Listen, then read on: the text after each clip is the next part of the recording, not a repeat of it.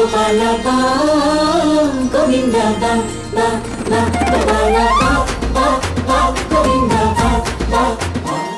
ಕರಿಯರ್ಗೆ ಈ ಒಂದು ಮೂವಿ ಎಷ್ಟು ಸ್ಪೆಷಲ್ ಅಂತ ಅನಿಸುತ್ತೆ? ಖಂಡಿತ ನಾನು ಭಾಳ ಆಸೆ ಪಟ್ಟು ಭಾಳ ವರ್ಷಗಳಿಂದ ಇದು ಮಾಡಬೇಕು ಅಂದ್ಕೊಂಡು ಮಾಡಿರೋದು. ಇದು ಖಂಡಿತ ಸ್ಪೆಷಲ್ ಮೂವಿನೇ. ಅದರಲ್ಲೂ ಇನ್ನೊಂದೇನು ಸ್ಪೆಷಲ್ ಅಂದರೆ ಇನ್ನೊಂದು ಸುದೀಪ್ ಅವ್ರ ಜೊತೆ ಮಾಡ್ತಿರೋದು.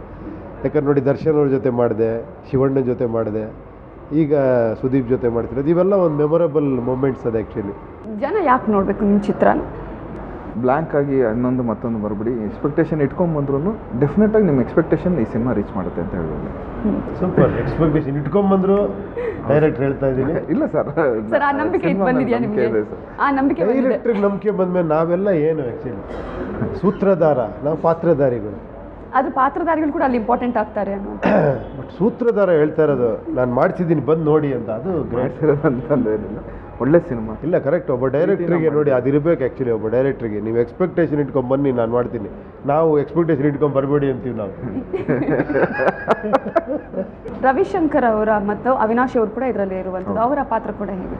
ಆ್ಯಕ್ಚುಲಿ ರವಿಶಂಕರ್ ಮತ್ತು ಅವಿನಾಶ್ ಇಬ್ಬರು ಎರಡು ಗುರುಗಳ ಪಾತ್ರ ಮಾಡಿದ್ದಾರೆ. ಇಬ್ಬರು ವಿಭಿನ್ನವಾಗಿ ಮಾಡಿದ್ದಾರೆ. ಅದರಲ್ಲಿ ಅವಿನಾಶ್ ಅವರಂತೂ ಅವರಿಗೆ ಒಂದು ಗೆಟಪ್ಪೇ ವಿಭಿನ್ನವಾಗಿರ್ತದೆ.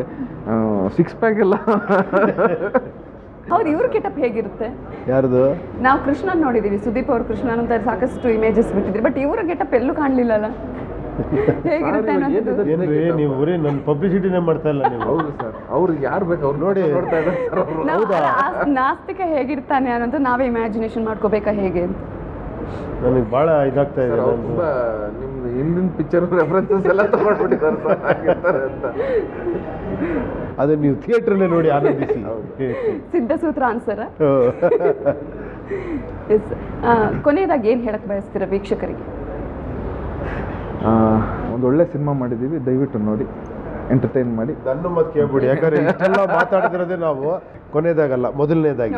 ಓಕೆನಾ? ಕೊನೆ ಅನ್ನೋದಿಲ್ಲ. ಮತ್ತೆ ಬಂದು ನಿಮ್ಮನ್ನು ಮೀಟ್ ಮಾಡ್ತಾ ಇರ್ತೀವಿ, ಮತ್ತೆ ಇನ್ನೊಂದಷ್ಟು ಸಿನಿಮಾಗಳು ಮಾಡ್ತೀವಿ.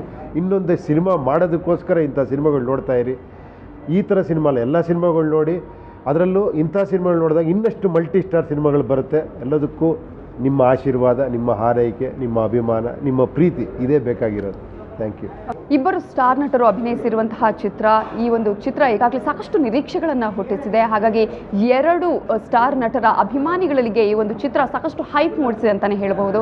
ಹಾಗಾದರೆ ಈ ಚಿತ್ರ ಯಾವ ರೀತಿಯಾಗಿದೆ ಅನ್ನೋದನ್ನು ನೀವು ಥಿಯೇಟರಲ್ಲೇ ಹೋಗಿ ನೋಡಬೇಕು. ಚಿತ್ರ ಯಶಸ್ವಿಯಾಗಲಿ ಅಂತ ಹೇಳ್ತಾ ಈ ಹೊತ್ತಿನ ವಿಶೇಷ ಕಾರ್ಯಕ್ರಮವನ್ನು ಮುಗಿಸ್ತಾ ಇದ್ದೀವಿ. ನೇರ, ದಿಟ್ಟ, ನಿರಂತರ ಸುದ್ದಿಗಾಗಿ ನೋಡ್ತಾ ಇರಿ ಸುವರ್ಣ ನ್ಯೂಸ್.